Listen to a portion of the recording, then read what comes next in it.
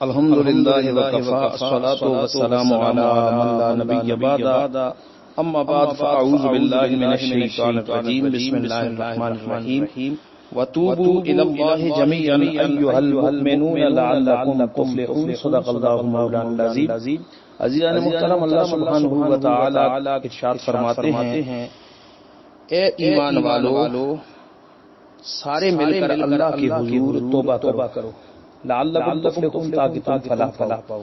دوسرے مقام پہ اللہ سبحانہ و تعالی ارشاد فرماتے ہیں استغفروا ربکم ثم توبوا الیہ، اللہ تعالیٰ سے معافی چاہو، اس سے مغفرت مانگو، اس کی طرف رجوع کرو۔ وقال اللہ تبارک و تعالی فی مقام آخر یا ایھا الذین آمنوا توبوا الی اللہ توبۃ نصوحا، اے ایمان والو اللہ تعالیٰ کی جناب میں سچے دل سے توبہ کرو۔ وقال رسول اللہ صلی اللہ تعالی علیہ وسلم واللہ انی لاستغفر اللہ واتوب الیہ فی اليوم اکثر من 70 مرۃ۔ حضرت ابو ہریرہ رضی اللہ تعالی عنہ راوی ہیں، رسول اللہ صلی اللہ تعالی علیہ وسلم نے ارشاد فرمایا خدا کی قسم میں ایک دن میں 70 بار سے بھی زیادہ اللہ کی بارگاہ میں استغفار کرتا ہوں۔ بخاری نے اس حدیث کو نقل کیا اور اسی طرح مسلم کی روایت ہے رسول اللہ صلی اللہ تعالی علیہ وسلم نے ارشاد فرمایا یا ایھا الناس توبوا الی اللہ واستغفروہ فانی اتوب فی اليوم 100 مرۃ۔ حضرت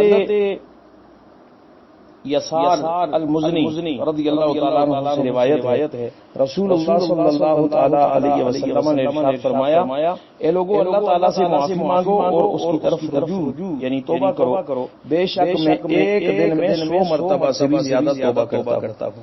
حضرت ابی حمزہ رضی اللہ تعالیٰ عنہ روایت کرتے ہیں رسول اللہ صلی اللہ تعالی علیہ وسلم سے حضور علیہ السلام نے فرمایا اللہ تعالیٰ اپنے بندے کی توبہ سے اس شخص سے بھی زیادہ خوش ہوتا ہے جس کو بے آب و گیا ریگستان میں میدان میں کھو جانے کے بعد اونٹ مل گیا ہو۔ تو مسلمانوں ہمیں چاہیے کہ ہم اپنے رب کے حضور ہم وقت اپنے گناہوں پر استغفار کرتے رہیں، توبہ کرتے رہیں۔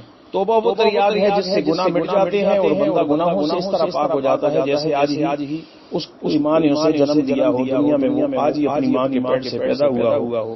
اللہ کے حضور استغفار کرنا، توبہ کرنا یہ اللہ تبارک و تعالیٰ کی بارگاہ میں بڑا پسندیدہ عمل ہے۔ اللہ اس بندے سے خوش ہوتا ہے جو گناہ کر لینے کے بعد، زیادتی کر لینے کے بعد، سیئات کے بعد اپنے رب کے حضور توبہ کرتا ہے اور اس سے معافی طلب کرتا ہے۔ اور یہ توبہ کا دروازہ جو ہے مسلمانوں کے لیے، مومنوں کے لیے موت آنے سے پہلے تک کھلا رہتا ہے۔